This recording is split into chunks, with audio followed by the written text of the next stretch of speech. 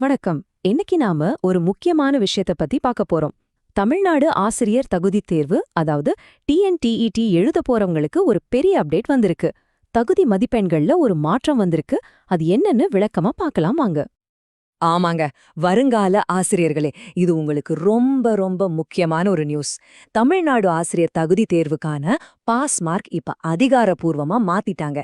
இந்த புது அரசாணையில அப்படி என்னதான் இருக்கு? வாங்க உள்ள போய் பார்க்கலாம். ஓகே, இப்ப வந்திருக்கிற இந்த புது மாற்றத்தை முழுசா புரிஞ்சுக்கணும்னா முதல்ல இதுக்கு முன்னாடி என்ன ரூல்ஸ் இருந்துச்சுன்னு பாத்துடலாம் இல்லையா? அப்பதான் இந்த மாற்றம் எவ்ளோ பெரியதுன்னு நமக்கு தெரியும். பாருங்க, இதுதான் பழைய அரசாணையில இருந்த தகுதி மதிப்பெண் டேபிள். இதுல தான் ஒவ்வொரு கம்யூனிட்டிக்கும் எவ்ளோ மார்க் எடுக்கணும்னு தெளிவா சொல்லியிருந்தாங்க. இன்னும் சிம்பிளா சொல்லணும்னா, ஜெனரல் கேட்டகரியில வரவங்களுக்கு 150க்கு 90 மார்க் எடுத்தாகணும், அதாவது 60%. மத்த ரிசர்வேஷன் கேட்டகரி, அதாவது எஸ்சி, எஸ்டி, பிசி, எம்பிசி, மாற்றுத்திறனாளிகள், இவங்க எல்லாருக்கும் 55% மார்க் போதும்னு இருந்துச்சு. 150க்கு 55%னா 82.5 வரும். அதை 82 மார்க்கா கணக்கில் எடுத்துக்கிட்டாங்க.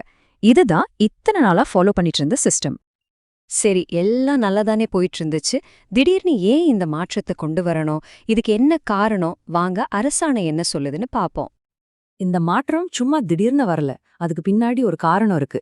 அரசாணையில இருந்தே ஒரு முக்கியமான வரியே இங்க பாருங்க. ஆந்திரா, தெலங்கானா, ஒடிஷா, மகாராஷ்டிரா மாதிரி மத்த மாநிலங்கள்ல என்ன ரூல்ஸ் இருக்குன்னு பார்த்து அதையெல்லாம் ஆய்வு செஞ்சுதான் இந்த முடிவே எடுத்திருக்காங்க. சோ இதுக்கான ப்ராசஸ் ரொம்ப சிம்பிள். நம்ம பள்ளி கல்வித்துறை இயக்குனர் கவர்மெண்ட்டுக்கு ஒரு ரெக்கமெண்டேஷன் அனுப்புறாரு. மத்த ஸ்டேட்ஸ் மாதிரி நம்மளும் ரூல்ஸை மாத்தி ஒரு ஸ்டாண்டர்ட் கொண்டு வரலான்னு சொல்றாரு. அரசாங்கமும் அதை ஏத்துக்கிட்டு இந்த புது ஆர்டரை பாஸ் பண்ணிருக்காங்க. ஓகே, இப்போ நாம எல்லாருமே ரொம்ப ஆவலா எதிர்பார்த்துட்டு இருந்த அந்த மெயின் மேட்டருக்கு வந்தாச்சு. புதுசா வந்திருக்கிற அந்த அஃபிஷியல் மார்க்ஸ் என்ன? இதோ பார்க்கலாம். இந்த கம்பேரிசனை பாருங்க, உங்களுக்கு ரொம்ப கிளியரா புரியும். பிசி, எம்பிசி மாதிரி கேட்டகரிக்கு பாஸ் பர்சன்டேஜ் 55லிருந்து 50ஆ குறைச்சிருக்காங்க. ஆனா எஸ்சி, எஸ்சிஏ, எஸ்டி பிரிவினருக்கு அடேங்கப்பா 55%லிருந்து நேரா 40%க்கு குறைச்சிருக்காங்க. இது நிஜமாவே ஒரு மிகப்பெரிய மாற்றம் இல்லையா? ஆமாங்க, நீங்க கேட்டது சரிதான். எஸ்சி, எஸ்சிஏ மற்றும் எஸ்டி பிரிவைச் சேர்ந்தவங்க இனிமே 150க்கு வெறும் 60 மார்க் எடுத்தாலே போதும், அவங்க பாஸ். இது உண்மையிலேயே ஒரு பெரிய ரிலீஃப். அதே மாதிரி பிசி, எம்பிசி மற்றும் மத்த கேட்டகரிஸ்ல வர்றவங்களுக்கு புது பாஸ் மார்க் 75. முன்னாடி 82 எடுக்க வேண்டியிருந்தது, இப்போ ஒரு 7 மார்க் குறைஞ்சிருக்கு. ஓகே, இந்த புது ரூல்ஸ்னால உங்களுக்கு என்ன பெனிஃபிட்? எல்லாத்தையும் ஒன்னா சேர்த்து ஒரு ஃபைனல் சம்மரி மாதிரி பாத்திரலாம் வாங்க. இது உங்களுக்கு ஒரு கம்ப்ளீட் பிக்சரை கொடுக்கும். இந்த டேபிள்ல பாருங்க, முழு மாற்றமும் ஒரே இடத்துல இருக்கு. ஜெனரல் கேட்டகரிக்கு 90 மார்க்ஸ், அதுல எந்த சேஞ்சும் இல்ல.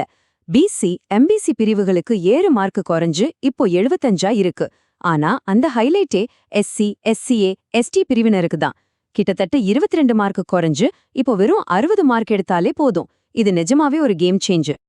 சரி, இந்த புது மார்க் சிஸ்டம்னால தமிழ்நாட்டுல டீச்சர் ரெக்ரூட்மெண்ட் எப்படி மாறப்போகுது? நிறைய பேருக்கு டீச்சர் ஆகிற வாய்ப்பு கிடைக்குமா, இல்ல காம்படிஷன் இன்னும் அதிகமாகுமா? இத பத்தி நீங்க என்ன நினைக்கிறீங்க? யோசிச்சு பாருங்க.